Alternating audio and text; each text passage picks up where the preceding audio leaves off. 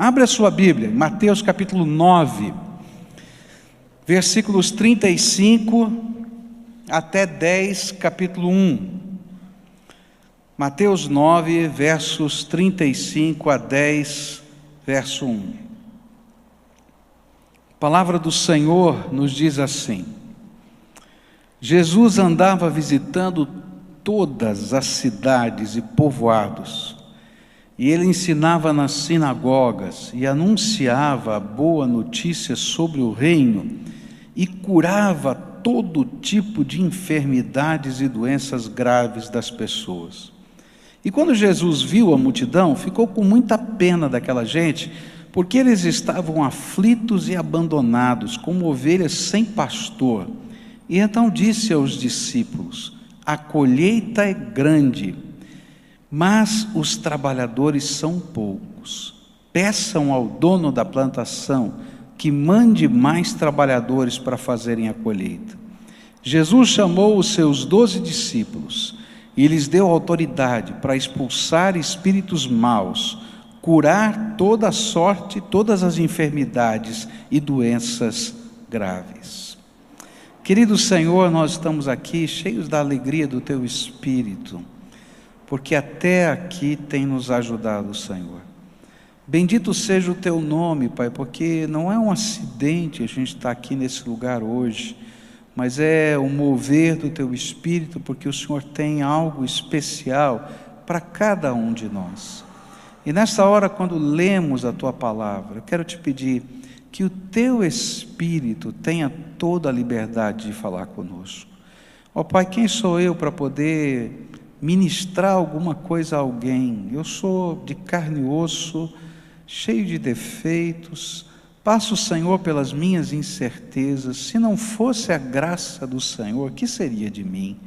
Mas, Senhor, nesta hora, nós queremos revelação Tua, nós queremos manifestação do Senhor, porque Tu és a nossa esperança, Tu és a nossa salvação, Tu és a nossa alegria. Por isso, tem misericórdia de nós e revela a Tua graça aqui entre nós. É aquilo que oramos em nome de Jesus. Amém e amém.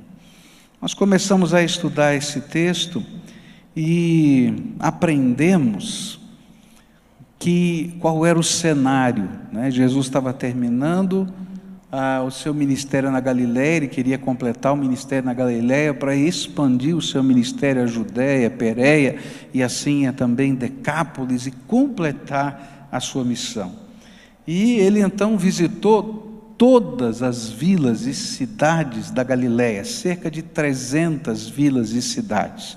A diferença entre a vila e a cidade é que a cidade era murada, a vila era o agrupamento humano, como uma cidade que não tinha muros em volta. E Jesus foi a todas as vilas e cidades.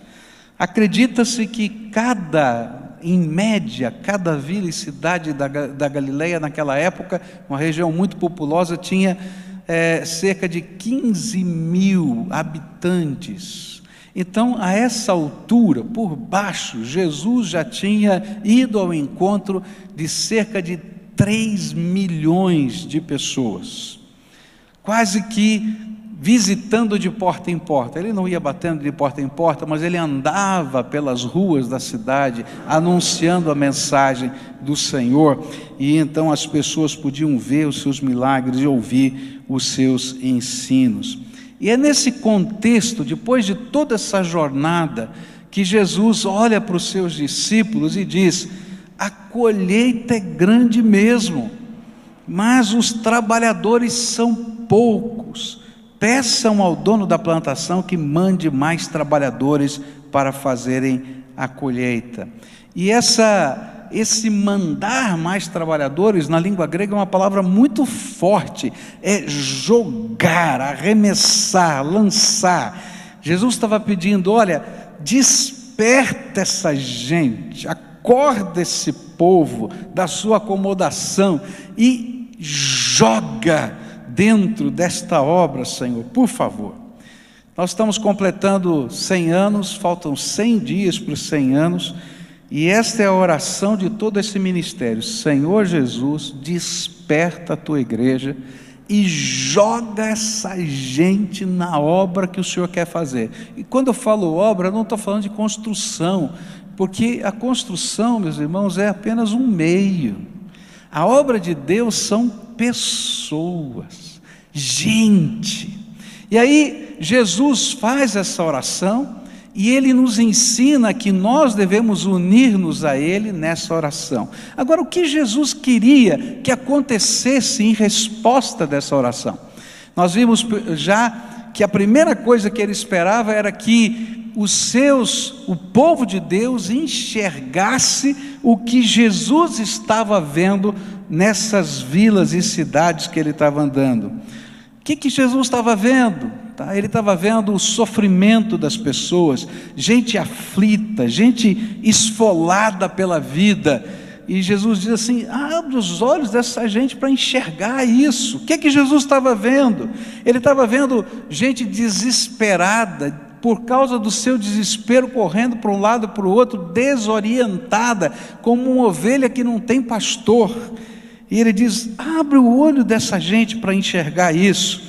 E ele estava vendo a colheita, e a gente aprendeu já que essa expressão colheita na Bíblia tem muito a ver com o dia do juízo, que cada pessoa teria que se apresentar diante de Deus, e naquele dia diante de Deus prestar contas. E quem está preparado para isso? Então Jesus via a pessoa, via a condição da pessoa e via a eternidade da pessoa. E enquanto o povo de Deus não enxergar essas coisas, as suas prioridades não vão mudar, a gente vai ficar acomodado. Mas agora eu queria falar sobre a segunda coisa que esse texto me mostra, do que Jesus esperava em resposta dessa oração. Como é que Deus nos lança? E aí Jesus esperava que essas pessoas que eram capazes de enxergar o que ele estava vendo e fossem mobilizadas na direção do serviço do Senhor, fizessem o que Jesus estava fazendo. E a grande pergunta é: o que Jesus estava fazendo? Versículo 35 diz assim: Jesus andava visitando todas as cidades e povoados, e ele ensinava nas sinagogas, anunciava boa notícia sobre o reino, curava todo tipo de enfermidade e doenças graves das pessoas. O que Deus vai fazer com você e comigo se nós formos despertados num avivamento de Deus? Se a gente começar a enxergar a necessidade das pessoas, a realidade que está à nossa volta, se a gente começar a perceber o mundo na perspectiva de Deus, a nossa prioridade vai mudar. E à medida que a nossa prioridade vai mudar, nós vamos ter novas coisas para fazer. E o que nós vamos começar a fazer? Aquilo que Jesus faz. A primeira coisa é que a gente não vai ficar quietinho no nosso canto, a gente vai começar a ir aonde as pessoas estão. E talvez esta seja uma das marcas mais preciosas de Jesus. Jesus nunca se conformou com aquilo que ele viu aqui entre nós. Ele nunca se conformou. E por isso ele foi carnalmente, no seu corpo, andando, sem carro, sem cavalo, andando, a todas essas 300 cidades da Galileia. E foi às ruas dessa cidade, porque ele queria que todos, em todos os lugares, pudessem ser abençoados, salvos pela sua infinita graça. E aqui na terra, ele foi a estas vilas e cidades, depois ele foi a Judeia, depois ele foi a Pérea, depois ele foi a Decápolis. E depois, quando ele terminou o seu ministério ali na Palestina, ele reuniu os seus discípulos e disse: vão por todo o mundo e preguem esse evangelho do reino. Comecem em Jerusalém, não parem em Jerusalém, vão para o próximo nível, próxima região, a Judeia. Não parem na Judeia, vão além das fronteiras da Samaria, e sabe de uma coisa? Vão até os confins da terra, porque esse povo aflito, angustiado, desesperado, está em todo lugar, e só tem uma esperança, só tem um jeito, é a graça do Todo-Poderoso. O que ele queria é que Deus despertasse você, Deus despertasse a mim, e nos fizesse entender que a responsabilidade pelas pessoas que estão à nossa volta é minha, é sua e é nossa. Alguns anos atrás, no final de um culto, veio uma irmã me procurar, e é interessante como Deus ministra na nossa vida de maneiras diferentes. E essa irmã estava desesperada. Ela disse assim: pastor, eu vi uma cena que não sai da minha cabeça, o meu coração está abalado.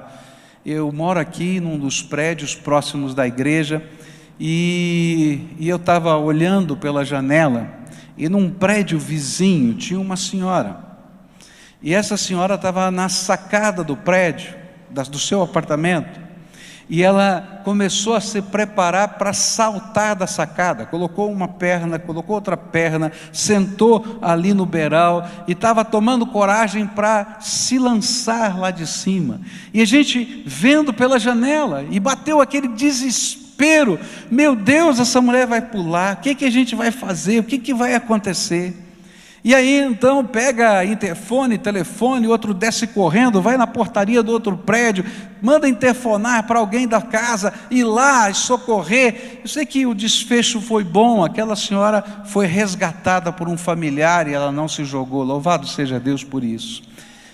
Mas essa senhora chegou aqui no culto e disse assim: pastor, eu não consigo dormir pensando naquela mulher, eu não consigo esquecer essa cena. Essa mulher está desesperada, ela precisa de Jesus. Aí ela olhou para mim e disse assim: pastor, o senhor não pode fazer uma visita para ela? E naquela hora, normalmente eu não sou assim, sabe? Mas naquela hora o Espírito Santo me falou assim: por que eu tenho que fazer uma visita? Quem viu ela se jogando da janela? Fui eu. Quem não está dormindo à noite? Sou eu. Quem é que Deus está incomodando? Sou eu. Será que Deus não está querendo falar nada com você, não? Sabe o que Deus está querendo trabalhar na minha vida, na sua vida? É que eu não posso terceirizar a obra de Deus, eu não posso pagar um missionário para fazer a obra de Deus. Eu posso sim ser cooperador na obra de missões, mas eu sou o servo de Deus para esse tempo. E Deus quer que eu seja esse servo nesse tempo. E Deus está te colocando em contato com pessoas que eu não tenho esse contato. E você está vendo coisas que eu não estou vendo. E sabe o que é a vontade de Deus? É encher a tua vida do Espírito Santo, para que você se levante e seja uma bênção em todos os lugares. Querido, você pode ir a lugares que eu não posso ir. Tem um garoto aqui da nossa igreja, eu acho tremendo isso. Ouvi isso dos seus pais. Foi constatado pelo nosso ministério. Ele estuda numa escola, uma instituição aqui do Paraná, um dos colégios militares aqui do Paraná. Ele pediu uma licença ao comandante para fazer um intervalo vida, que é um programa da nossa igreja, que é no tempo do intervalo fazer um culto de oração, de estudo da palavra, alguma coisa simples, porque só tem 15 minutos. E no começo aquele comandante cedeu, mas ficou preocupado: será que é, será que não é? E um dia ele vai assistir o intervalo vida, e naquele auditório tinham 200 meninos, um silêncio absoluto, o povo querendo orar, querendo ouvir a palavra de Deus, querendo cantar louvores. Aquele homem ficou emocionado, chamou os pais desse garoto para conversar. Os pais foram preocupados: o que é que vai acontecer? Ele disse assim: eu nunca vi uma coisa como essa. Que coisa tremenda, porque não é um pastor que está falando, é um dos nossos meninos que está anunciando essas coisas tão bonitas. Se fosse um pastor eu não podia deixar, mas ele eu posso, que ele continue. Sabe o que é que o Espírito Santo de Deus está falando para mim e para você? A acorda. Você é o servo de Deus que eu quero usar. Vá aonde eu estou te mandando. Vá à procura das pessoas. Em frente, chega junto da necessidade, do sofrimento, da angústia. Vai dar trabalho. Vai dar trabalho. Você vai ter que mexer nas suas prioridades, mas um avivamento é quando Deus muda os nossos valores a ponto de sermos movidos de compaixão e entendemos que nós fazemos parte dessa grande obra. Por isso, Jesus disse aos seus discípulos: clamem ao Senhor da seara, que mande trabalhadores, porque quando Deus começa a fazer isso, Ele tira o sono da gente. Quando Deus começa a fazer isso, Ele move o nosso coração, e a gente não está preocupado com muitas mais coisas, mas isso é que enche a nossa alma, porque a gente está fazendo diferença nessa terra. Para quem você está fazendo diferença hoje? Onde você está inserido? Onde Deus está te enviando, está te mandando? Porque a vontade de Deus é que a gente vá a todos os lugares, e que a gente possa perceber o que Ele está percebendo, e aí a gente não espere, e aí isso se torna um santo movimento de Deus, um avivamento, onde a espiritualidade, que é comunhão com Deus, se transforma em encarnação da santidade, em ação profunda de chegar perto das pessoas. O que Jesus queria é que a gente parasse de ficar sentadinho no canto e acomodado com a vida. Que mais? Jesus queria que você fizesse, nós fizéssemos o que Ele estava fazendo. O que Ele estava fazendo? Ele foi, mas Ele anunciou a boa notícia do reino. Depois de irmos onde as pessoas estão, o que nós fazemos? Nós anunciamos uma boa notícia. Nós anunciamos uma boa notícia. Tem gente desesperada, tem gente angustiada, tem gente que não tem visão do futuro, não consegue perceber. Qual é a boa notícia que Jesus queria que os seus discípulos anunciassem? O reino de Deus chegou, está pertinho, está aqui. Sabe qual é a mensagem que Deus quer que a gente leve? Não é uma teologia elaborada, que você tenha todas as respostas a todas as perguntas filosóficas que venham a fazer a você, porque muito provavelmente você não vai ter todas as respostas. Quem tem? Mas que você leve o que Deus já colocou no teu coração, a sua esperança, a sua salvação, o seu testemunho de recomeço, o toque de Deus na tua vida, a cura que Ele fez em você, a transformação pessoal e social. Tão gostoso. Hoje no final do culto da manhã tem um casal aqui, e alguns meses atrás, final do ano passado, esse homem veio aqui conversar comigo, chorando, seu casamento quebrado, muita coisa, e agora ele vai apresentar o bebê dele dentro de mais algumas semanas. Veio combinar isso comigo, estava junto com a sua esposa, e ele disse assim: lembra de mim, pastor? Lembra de mim? Lembra daquele dia que a gente chorou aqui junto? Lembra daquele dia que a gente orou aqui junto? Essa aqui é minha esposa, está aqui comigo. Nossa casa está sendo restaurada. Bom, já puxei a orelha, falei: e aí, já resolveu? Precisa mexer nisso, vamos tratar aquilo. Mas aquela palavra de esperança e aquele apontar para Jesus, eu não pude fazer mais nada além disso, eu só apontei para Jesus, o Jesus tremendo e maravilhoso que nós cremos, se conectou com aquela vida. Alguns meses depois estava ele com a sua esposa e a sua filhinha aqui. Louvado seja Deus por isso. Está entendendo? Eu não posso nada, você não pode nada, eu não sei nada, você não sabe nada. Talvez eu saiba responder uma ou outra pergunta, talvez você saiba responder outras, mas nós temos uma coisa em comum: nós cremos no Deus vivo e poderoso, e nós temos sido marcados pela presença dEle, e temos na nossa vida essas marcas, as nossas histórias. Por que às vezes eu estou sempre falando de experiências pessoais, encontros, coisas que aconteceram na minha vida? Porque anunciar a boa notícia é dizer o que Jesus está fazendo. Ele está fazendo isso. Está fazendo na tua vida? Você testemunha disso? Você é prova disso nesse mundo? Então anuncia a boa notícia. Olha, eu não posso fazer muito, mas eu conheço alguém que pode. Ele já fez isso, fez aquilo na minha vida, e a gente compartilha uma boa notícia de fé, uma boa notícia de esperança, uma boa notícia de salvação, uma boa notícia da graça de Deus, que há transformação, que eu posso fazer parte dessa família tão gostosa. Que coisa tremenda tem sido esse tempo, sentir abraçado por vocês, protegido, amparado pelas orações. Várias células fizeram reuniões de oração a favor da nossa casa, oraram pela gente, alguns mandaram um e-mail, outros telefonaram, outros deixaram um recadinho. Gente, que coisa tremenda, eu faço parte dessa família.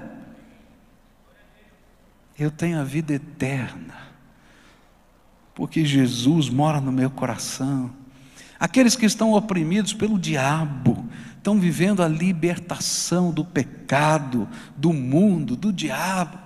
A gente vê gente sendo transformada dos seus vícios, a gente vê tanta coisa bonita acontecendo. Nós temos uma boa notícia. Eu falei hoje sobre aquela tragédia naquela boate há um ano atrás, lá no Santa Maria, no Rio Grande do Sul, e lembramos de algumas cenas do que significa desorientação. Mas eu queria que você entendesse o que é levar a boa notícia. Naquelas cenas que você certamente se lembra, porque elas foram muito fortes, você viu pela televisão, tinha um homem que estava dentro daquela boate, que conseguiu sair, pegou uma marreta, lembra disso? E começou a quebrar as paredes da boate, né? Porque a porta era estreita, tinha aquela barra de segurança, muita gente estava sendo esmagada naquela barra de segurança, a fumaça tóxica não permitia que as pessoas enxergassem, e ali então ficou muito complicado. Então ele abriu aqueles buracos, a fumaça começou a sair por ali, mas ele gritava ali naqueles buracos: vem por aqui, acompanhe a luz, vem por aqui, acompanhe a luz. Queridos, levar a boa notícia do Evangelho é exatamente isso. A gente tem uma porta de salvação, uma porta de saída, uma porta de esperança. A gente não sabe muita coisa, a gente só pega aquela marreta e quebra as barreiras que estavam impedindo da pessoa ver, e diz: vem por aqui, porque esse é o caminho. Jesus é o caminho, a verdade e a vida, e ninguém vai ao Pai senão por Ele. Aleluia. Tem ovelhas sem pastor, batendo a cabeça em tantas paredes da vida, e que não vão achar por si só o caminho. Elas precisam de você. Não como aquele que quer converter alguém à Igreja Batista. Gente, não é isso não. Tem muito crente batista que vai para o inferno, porque se ele não aceitou Jesus como Senhor e Salvador da sua vida, só está arrolado como membro da igreja, vai para o inferno. Agora, se ele, como qualquer outro ser humano, descobriu que Jesus é o caminho, a verdade e a vida, ninguém vai roubar dele. Estar na palma da mão de Jesus. Não é uma agremiação, é uma mensagem. Uma boa notícia do reino de Deus. E anunciar, queridos, essa mensagem do reino é parte integrante da missão de cada crente no Senhor Jesus Cristo, de cada cristão. E cada um de nós vamos prestar contas ao Pai das ovelhas dele, que Deus colocou sobre a nossa responsabilidade. Sabe como é que funciona a dinâmica de Deus? Lembra de Jesus falando com Pedro? Pedro, tu me amas? O que ele disse para Pedro fazer? Apacenta os meus cordeirinhos. Aí Jesus perguntou de novo: Pedro, tu me amas? Apacenta os meus cordeirinhos. Pela terceira vez: Pedro, tu me amas? Apacenta os meus cordeirinhos. Não é assim? Quando Jesus diz para você assim, ou para mim: Pascoal, tu me amas? Ah, Senhor, tu sabes que eu te amo. Tem um monte de marcas da tua graça na minha vida. Ama mesmo? Amo. Cuida das minhas ovelhinhas. Mas, queridos, ele não fala só comigo isso, ele fala com todo o servo do Senhor Jesus. Você ama Jesus? Você ama Jesus? Cuida das ovelhinhas dele que estão do teu lado. Para algumas pessoas, Deus vai colocar uma ovelha, que talvez seja a sua capacidade de cuidar. Para outras ele vai colocar 10, 100, 1000, 5000, sei lá quantas, dentro da capacidade, mas ele está perguntando: cuida, ou ele está pedindo: cuida das minhas ovelhinhas. A minha pergunta é: qual é a ovelhinha de Jesus que você está cuidando? Queridos, tem gente, eu falei já sobre isso, tem gente da sua família indo para o inferno. E quem vai cuidar dessa gente?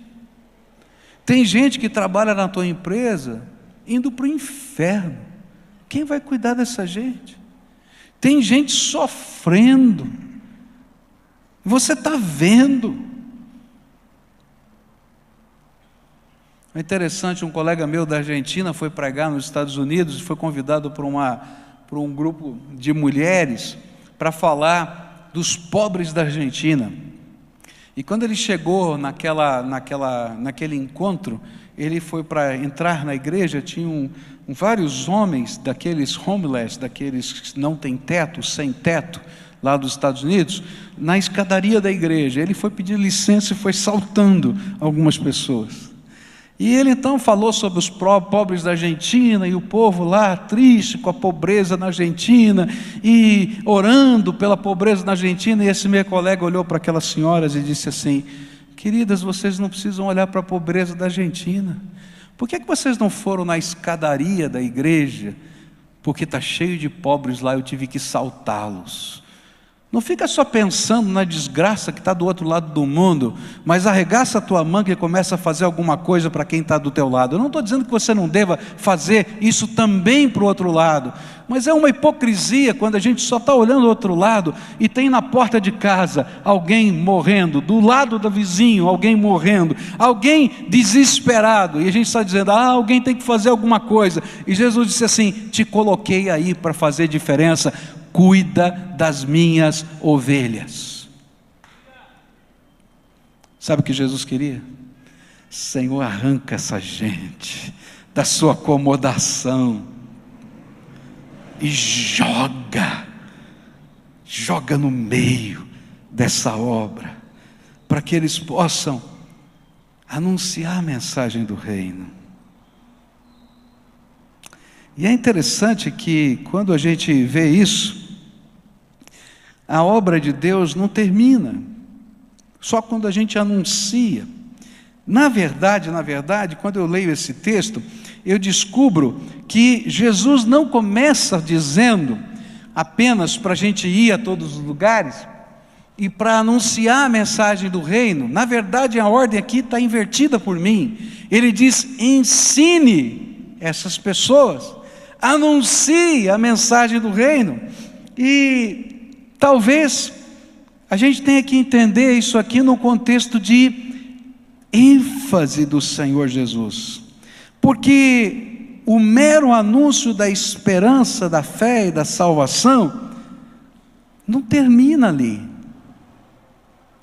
A gente vai ter que ensinar a ovelhinha. Você lembra que eu falei que hoje de manhã estava o casal com aquela criancinha? E ele estava dizendo: pastor, estou aqui, que bênção, maravilha. Aí eu olhei para ele, olhei para a esposa e disse assim: está tudo bem mesmo na sua casa? Aí a esposa deu uma relutadinha assim, de alguns segundos, assim, 2 segundinhos, e disse: está bem, está bem. Eu disse: olha, Deus está dando uma grande oportunidade, vocês estão começando de novo, mas tem mais coisa para fazer aí dentro. Nós vamos ter que tratar esse coração, nós vamos ter que tratar alguns problemas que ainda não foram resolvidos. Talvez 80% foi resolvido, mas tem 20% que é o cerne, que ainda precisa ser trabalhado. E nós precisamos trabalhar isso na sua vida, porque senão o que vai acontecer é que o tempo vai passando, você vai mancando, vai se machucando e vai se decepcionando. Vamos tratar o que falta. Não se conforme com o que o Senhor já fez na sua vida, tem mais para você. E queridos, esse é o papel do ensino, que a gente chama de discipulado. O que é discipulado, queridos? É ter um professor e eu ser o seu aluno, e permitir que a palavra de Deus e os valores do reino de Deus mexam nas áreas mais profundas da minha vida. Tem muita gente vivendo um cristianismo de superficialidade. A gente realmente creu no Senhor Jesus, a gente se converteu, tem muita coisa que mudou na nossa vida, mas tem um núcleo duro lá que não resolve. Eu vou falar coisas aqui que são pesadas. Tem muito crente no Senhor Jesus viciado em pornografia. É mentira o que eu estou falando? Tem muito crente no Senhor Jesus que não sabe falar a verdade, é mentiroso, que está com a sua vida financeira quebrada, não porque Deus não abençoe, porque ele não aprendeu a administrar suas contas, que é um cara completamente desorganizado, que não tem projeto nem meta da vida. E aí a gente tem que pegar essa pessoa que Deus tirou no meio de uma situação horrível e dizer assim: olha, Deus já fez um milagre, agora tem uma coisa para você aprender. Nós vamos agora construir a vida do jeito de Deus, com os valores do reino, colocando a prioridade no lugar certo. E queridos, essa é a parte que a gente não gosta, porque todo mundo gosta do milagre, mas a gente não gosta quando Jesus diz para o paralítico: vá e não peques mais. Está entendendo? Ele cura, aquilo tinha a ver com o seu passado, mas ele diz: vá e não peques mais. Ou como aquela mulher, não é? Que foi pega em adultério e estava lá para as pessoas jogarem pedra, e o perdão do Senhor vai lá e trabalha a vida daquela mulher. Mas quando todo mundo vai embora, o que é que Jesus fala para ela? Ninguém te condenou, nem eu te condeno, porém, vá e não peques mais. E aí a gente tem que ser trabalhado na nossa vida. E sabe qual é a nossa missão? É você que foi e anunciou a mensagem do Evangelho, você que se tornou o pregador, o mestre. Você vai sentar com essa pessoa e vai trabalhar a palavra de Deus, a palavra de Deus, para que essa palavra seja enraizada. Por quê? Porque quando a palavra de Deus não é enraizada no nosso coração, e a gente não a entende, a gente começa, ainda que cheio de fé, a viver um tipo de evangelho fora do contexto daquilo que é a vontade de Deus. Está havendo um despertamento de Deus no Haiti, e um missionário que trabalha no Haiti veio conversando comigo da necessidade, que a grande necessidade hoje é de gente que possa ensinar a palavra de Deus, porque as pessoas estão se convertendo, mas elas não entendem a profundidade da palavra de Deus. Ele falou assim: olha, deixa eu te dar um exemplo. Tem um irmãozinho nosso querido que é um pregador leigo. Deus está fazendo uma obra tremenda na vida dele, e muitas pessoas já se converteram através desse irmão. Mas ele é muito simples. E aí ele prega assim, alguém lê, porque ele é analfabeto. Alguém lê a palavra e ele vai aplicando na vida das pessoas. E então estava uma pessoa lá e leu o texto da Bíblia, e ele começou a aplicar. E dizia que os descendentes seriam abençoados. É os que estavam no texto. E ele era banguela. E ele deu um sorriso e disse assim: eu estou feliz agora. Eu estou muito feliz. Dá uma olhada aqui na minha boca. Está todo banguela. E ele disse assim: a Bíblia está dizendo que os que não têm dente serão abençoados. Aleluia. Eu creio que Deus quer abençoar os que não têm dente, mas não tem nada a ver com os descendentes. Não é? E tem muita gente, querido, que não conhece a palavra e não aplica a palavra no coração. E aí é missão da gente discipular, é missão da gente pegar essa gente que anunciou, que é quem nós anunciamos a mensagem do reino, abrir a Bíblia, porque ele tem dúvidas. O que eu faço agora? Como é que eu faço? Tem que mexer nisso. Queridos, é tão gostoso isso, porque a gente celebra. No começo às vezes é difícil, tem as mudanças que precisam ser feitas na vida.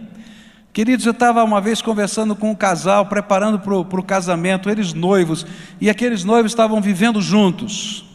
Eles não eram só noivos, não, só namorados, dormiam juntos, faziam sexo. E quando a gente começou a estudar a palavra de Deus, eu falei sobre os valores do reino. E um olhou para o outro, constrangidos pelo Espírito, e falou: pastor, nós não estamos fazendo assim não, nós estamos tudo errado. Mas nós queremos aprender a andar com Deus do jeito de Deus. Então nós vamos fazer um voto aqui, nós vamos ajoelhar na presença de Deus, nós vamos nos abster dessa vida sexual até o nosso casamento, chorando na presença de Deus, fizeram essa consagração. E é tão gostoso, porque já se passaram vários anos, já apresentei os filhos deles, aqui como membros, como na nossa igreja, alguns deles já foram até batizados. E quando eles lembram daquilo, eles dizem assim: que bom, pastor, porque os valores da palavra de Deus entraram na nossa vida, e a nossa família está sendo construída por causa desses valores, e em cima desses valores. Tem muito crente quebrado, arrebentado, porque não tem os valores da palavra de Deus, porque não aplica os valores da palavra de Deus, porque não estuda a palavra de Deus, porque não se deixa ser confrontado pela palavra de Deus, tratado pela palavra de Deus. Mas o que Deus quer é que nós que estamos sendo tratados, não esperemos ficar pronto, porque você vai ficar pronto só na eternidade, querido. Mas enquanto nós estamos sendo tratados, nós comecemos a repartir com o outro aquilo que Jesus já transformou a nossa vida. Eu me lembro de um senhor que estava começando a dar o discipulado para alguém, e não era dizimista. E aí ele chegou para mim e disse assim: pastor, Deus me deu uma quebrada. Eu comecei a ensinar a lição do dízimo, e aí aquele irmão muito querido, muito meu amigo, olhou bem para mim: tudo bem, eu só quero saber uma coisa, você pratica esse negócio? Você pratica esse negócio? Está entendendo? Não é só o outro que é abençoado, nós somos abençoados porque a palavra de Deus confronta aquele e a nós também. Essa é a verdade que você acredita? Se é a verdade que você acredita, você vive essa verdade. E quando a gente está ministrando na vida de outros, é isso que Deus está fazendo todo dia com a gente. Então, Deus está dizendo, Jesus estava orando: Senhor, desperta essa gente, aí a todos os lugares, desperta essa gente para dizer que tem esperança, a boa notícia, mas desperta essa gente para gastar tempo com a palavra e dividir essa palavra com outros. Porque senão essas pessoas vão ser levadas por todo tipo de vento de doutrina, atacados pelos lobos que se disfarçam em ovelhas, vão se desgarrar do rebanho. Por isso Jesus dá mais ênfase ao discipulado do que à pregação, e toda vez que ele convoca o seu povo, ele coloca o ensino antes da proclamação, como se dissesse: discipule, acompanhe, ensine, como eu tenho feito com os meus discípulos. E todo o ministério desta igreja, todos os pastores, todos os líderes, estamos orando e dizendo: Senhor, acorda a tua igreja, Senhor, acorda a tua igreja. Eu queria desafiar você a orar junto conosco: Senhor, acorda a tua igreja, começando comigo. Que o Senhor da seara nos arranque da acomodação e nos lance, jogue com força para a missão de discipular, de ensinar os valores do reino, de acompanhar aqueles a quem o Espírito Santo está chamando e salvando. Jesus cuidava do homem como um todo, corpo, alma e espírito. E por isso, a quarta e última coisa que Jesus fazia era o ministério. É interessante isso.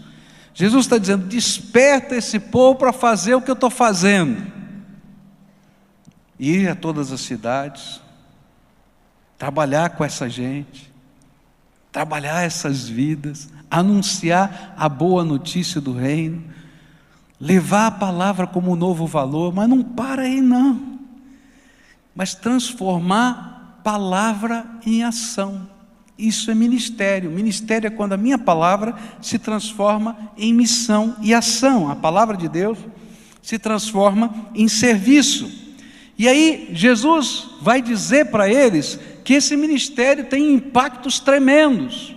Ele vai dizer: olha, cura os enfermos, expulsa os demônios, olha, cuida do aflito, trabalha. E a gente, quando olha para o ministério de Jesus, vai descobrir que o serviço dele era a favor do homem como um todo, corpo, alma e espírito.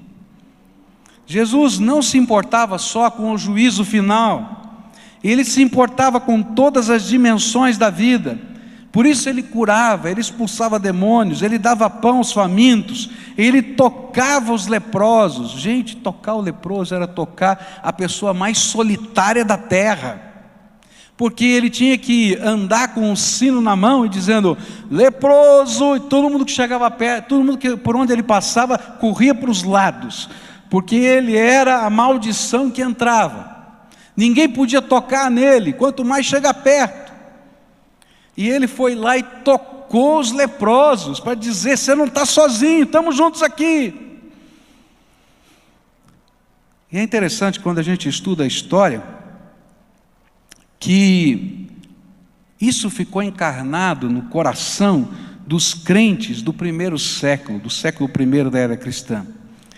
Eles não somente oravam pela cura e experimentavam tremendos milagres naquela época, mas também tratavam os enfermos à semelhança do bom samaritano. E eles traziam esses enfermos, e enquanto eles oravam por eles, eles tratavam deles, eles cuidavam deles, eles hospedavam esses enfermos na sua casa. Eles não apenas fizeram isso, como se você vê no livro de Atos e também na história da igreja, eles alimentavam os órfãos e as viúvas. Isso está lá no livro de Atos. As primeiras ofertas eram levantadas em alimentos para dar comida para órfão e viúva. E todos os dias, porque a ministração para comer era diária, todo dia tinha gente que tinha que comer. Todos os dias iam levar comida para os órfãos e para as viúvas. Eles se dispunham a ofertar os seus bens e propriedades para que todos pudessem ser tratados como parte da família. Você já socorreu alguém da sua família?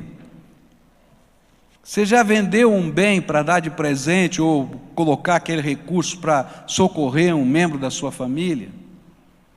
Era isso que esse povo fazia. A gente não faz às vezes nem com a família da gente, porque a gente perdeu essa perspectiva dentro da nossa vida de compartilhar, de doar. A primeira ordem criada dentro do cristianismo foi a ordem das viúvas, porque elas eram sustentadas pela igreja, e aí diziam: puxa vida, Deus tem nos abençoado tanto, e nós temos sido mantidos pela igreja, será que nós viúvas não podemos fazer nada? Então a ordem das viúvas foram aquelas mulheres que, cuidadas pelo Senhor e pela igreja, começavam a discipular pessoas, a cuidar dos órfãos, a ensinar as mulheres novas a serem boas esposas, mães e servas do Senhor na terra. Diz assim: eu estou recebendo de graça eu vou dar a minha vida para servir outras pessoas. Essa foi a primeira ordem, que depois na igreja se tornou uma ordem religiosa, mas que nasceu espontaneamente, as viúvas da igreja. A igreja não era formada naquele tempo de profissionais da fé, e aqui é a coisa mais bonita, porque eu não quero ser um profissional da fé, eu quero ser um servo de Deus que se dispõe integralmente a servir, a abençoar a vida de pessoas. E sabe qual era o critério para alguém se tornar de tempo integral naquele tempo? Era aqueles que serviram bem no meio do rebanho, sejam dignos de dobrada honra, de honorários, para continuarem servindo ainda melhor. Era assim. Está entendendo? Esse cara é tão bom no que faz. E aí a igreja dizia assim: gente, a gente não pode prescindir, ele não pode fazer mais porque ele trabalha o dia inteiro. Mas você já pensou se ele pudesse fazer só isso? Aí juntavam os irmãos e diziam assim: nós vamos sustentar esse homem, porque esse ministério é tremendo, a gente não pode abrir mão dele. Mas era o povo de Deus, fazendo o seu melhor, despertado. Eu tenho um amigo que é pastor de uma das maiores igrejas do Egito, chama-se Samé Maurício, ele já pregou aqui na nossa igreja. Esse amigo é um médico, e lá no Egito essa igreja retrata muito bem aquilo que era na igreja primitiva. Ele era um médico, e aquela é uma igreja presbiteriana. Então os presbíteros da igreja, que seriam mais ou menos os nossos diáconos, é que cuidavam de todo o ministério da igreja, de todo o trabalho.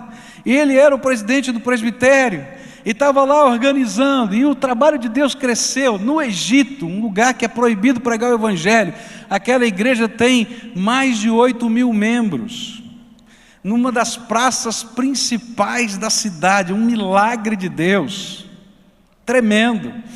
O último retiro que eles fizeram de juventude, que era o acampamento de verão deles, teve 20.000 jovens para pregar o evangelho. Que igreja tremenda! Ele é um médico, e Deus foi trabalhando a vida dele. E um dia aquela igreja disse assim: olha, nós queremos que você deixe de ser médico e seja pastor da nossa igreja.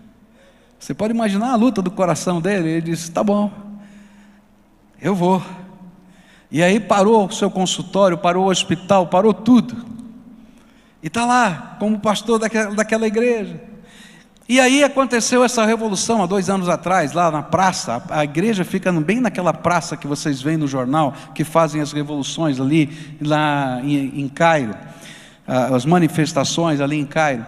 E aí houve um confronto entre o exército e os manifestantes. Lembra? Ele é pastor, mas ele é médico. Ele disse assim: gente, tem muita gente sofrendo, levando paulada, levando tiro, e morre porque não dá tempo de ninguém socorrer. E ele disse assim: vamos tirar toda a bancada da igreja, vamos colocar cama de hospital, e eu convoco os meus amigos médicos e outros convertidos médicos que têm, os enfermeiros, a serem voluntários. Arrumou uma porta de saída no fundo, e aí iam os padioleiros, vestidos de branco, com a cruz vermelha, e eles saíam recolhendo aqueles que estavam caídos. Se fosse soldado, eles punham na maca; se fosse manifestante, eles punham na maca. E quando os soldados viam um soldado sendo carregado pelos padioleiros, abre, porque ali era um lugar de socorro, era no meio da confusão. Mas quando eles viam um manifestante também sendo carregado pelos padioleiros, como é que eles podiam negar passagem para aquele que estava pegando os soldados também? E aquela igreja, durante aquelas semanas, quase meses, se tornou um grande hospital, e os casos graves saíam de ambulância pela porta dos fundos, e aí os socorristas oficiais não iam nem para lá, porque eles entravam no meio dos tiros. Os crentes entravam no meio dos tiros e os socorristas não entravam.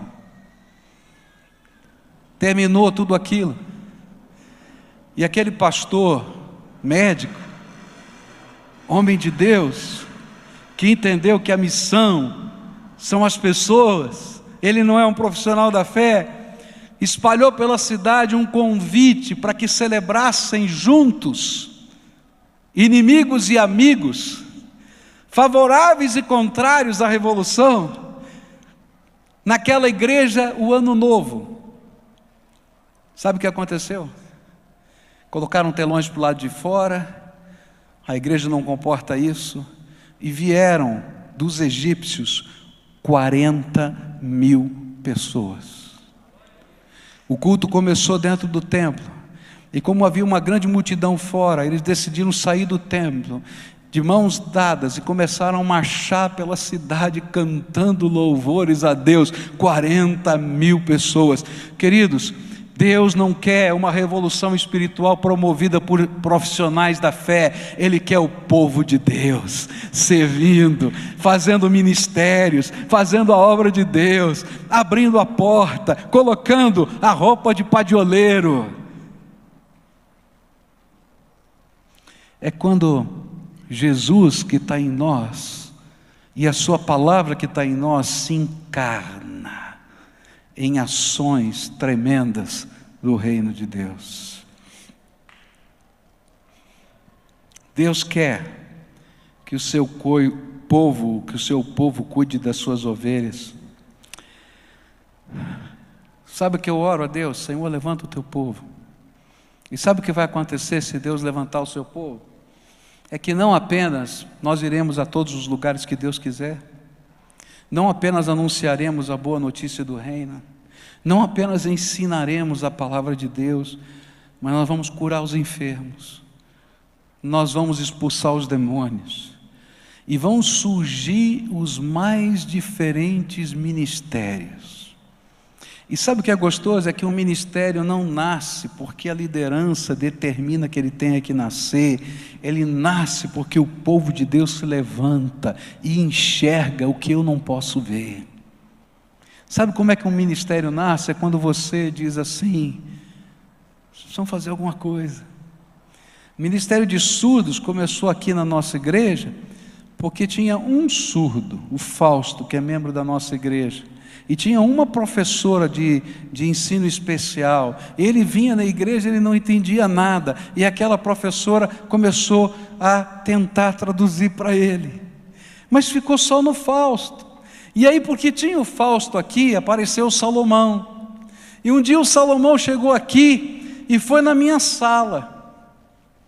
Ele veio porque tinha o Fausto, que ele sabia que tinha surdo aqui, mas só tinha um. E aí o Salomão olhou para mim na minha sala e disse assim: eu sou surdo, me ajuda, eu já aceitei Jesus, mas eu quero aprender mais, me ajuda, e ajuda os surdos dessa cidade. Queridos, por causa disso esse ministério existe.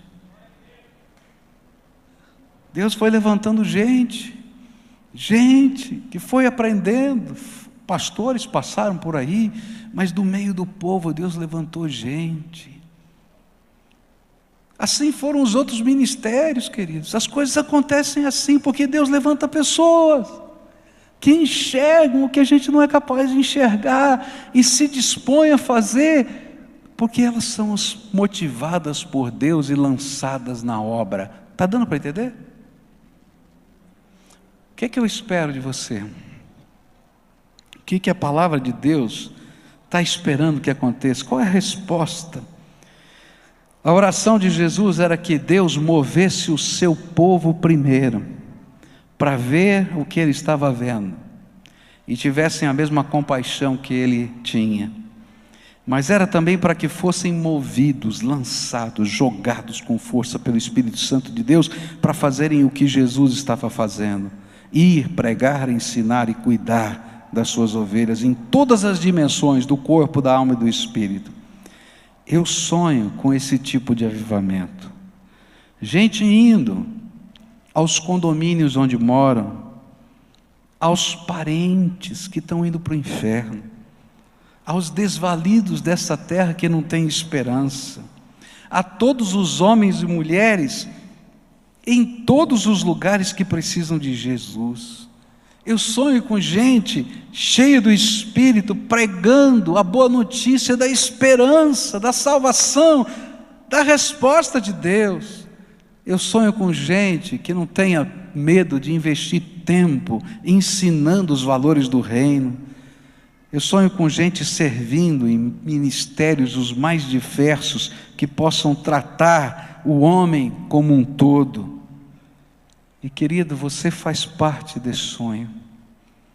E aqui eu estou vendo líderes, homens, mulheres, que Deus vai derramar graça, cheios do Espírito, que vão se tornar líderes de células, discipuladores, evangelistas, missionários, líderes de ministérios atuais e de novos ministérios que Deus vai criar, porque eu creio que Deus vai ouvir essa oração e vai tirar o teu sono.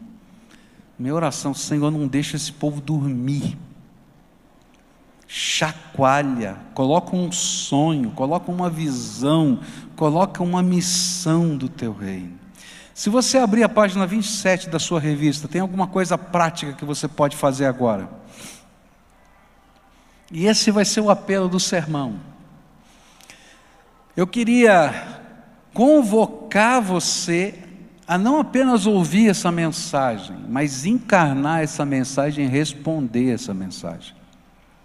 Tem um formulário aí na página 27 de algumas decisões que você pode tomar. E eu espero que você tenha recebido um lápis. Você recebeu um lápis quando entrou? Alguns receberam um lápis aí? Não? Receberam? Então é hora de pegar o lápis.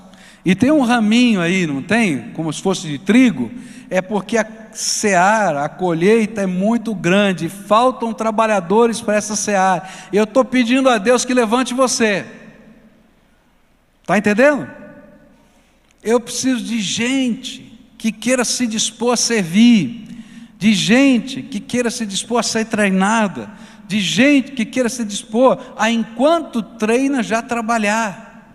E aí você tem uma série de opções que você pode assinalar. Você vai preencher essa ficha. E no momento do louvor eu quero convocar todos, em nome de Jesus, todo aquele que já tem uma experiência com o Senhor, a se comprometer com a obra de Deus de alguma maneira. E eu não estou falando de grana não, tá? Eu estou falando do seu tempo, eu estou falando do seu ministério, da sua visão, de você ser capacitado a fazer diferença, a ir lá no seu condomínio, a fazer a obra de Deus nessa terra, aqui e em qualquer lugar que Deus tenha para você.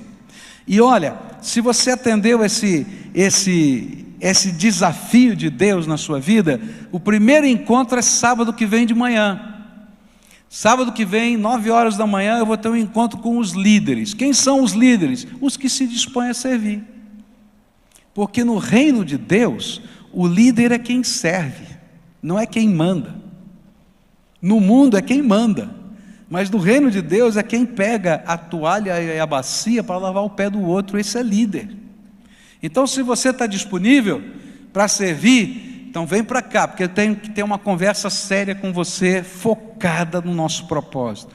O nosso sonho como igreja, nesse centenário, é chegar no dia 15, ou melhor, no dia 13 de maio de 2015, tá? 13 de maio de 2014, vamos começar a comemorar o centenário, vamos inaugurar o templo, em nome de Jesus. E o ar-condicionado vai estar funcionando também, aleluia, tá? Aí, 13 de maio de 2015, nós vamos celebrar 1000 células.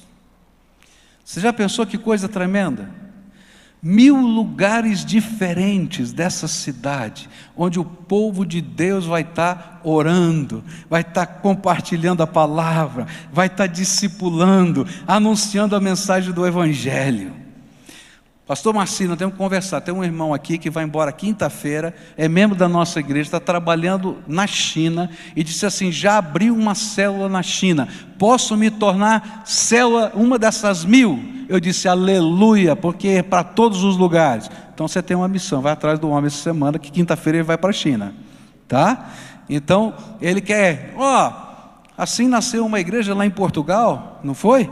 Com um irmão que abriu, temos lá uma célula em Dubai, porque Deus está fazendo essa obra. Então, queridos, vamos ter 1000, em nome de Jesus, está certo? E você faz parte disso. Agora, toma cuidado, hein? Eu falei isso de manhã, eu vou repetir aqui, tá? Tem gente que diz assim: pastor, quando eu colocar a cortina nova lá em casa, eu vou abrir minha casa para a célula. Eu tenho vontade de dizer assim: manda a tua cortina para o inferno, porque tem gente indo para o inferno porque você não tem cortina, e Jesus está lá preocupado com a tua cortina, está preocupado com aquela pessoa. Está entendendo? E não adianta você dizer assim: olha, pastor, eu estou disponível para abrir minha casa. Não, querido, eu tenho que, serviço completo, tem que abrir a casa, ajudar a anunciar a mensagem do Evangelho, tem que formar um time para a gente discipular, nós vamos trabalhar junto. Porque se você perguntar: eu tenho mil pessoas para liderar isso, eu não tenho, mas eu quero 4.000 que vão se dispor para estarem nesses lugares. E sabe quando isso acontecer? Ninguém vai segurar mais, vai ser um santo movimento de Deus. E eu não tenho dúvida, já está acontecendo hoje, que alguns que servem bem, a gente vai dizer assim: sabe uma coisa? Chama o fulano lá, a igreja quer fazer um convite, vem para cá, trabalha com a gente, porque aqui não é um lugar de profissionais da fé, esse aqui é um lugar de gente que quer servir e servir ao Senhor.